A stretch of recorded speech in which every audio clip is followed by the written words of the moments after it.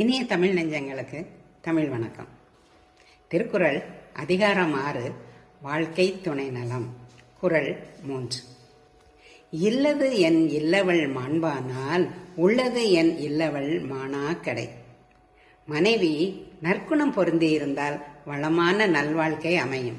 மாறுபட்ட குணம் பொருந்திய மனைவி அமைந்தால் வாழ்க்கை பயனற்றதாகும்.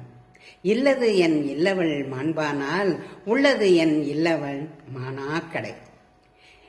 If wife has all virtues, there is no lack in the house. If she does not have virtues, the family life is useless. இல்லது என் இல்லவள் மாண்பானால் உள்ளது என் இல்லவள் மானாக்கடை. நன்றி, வணக்கம்.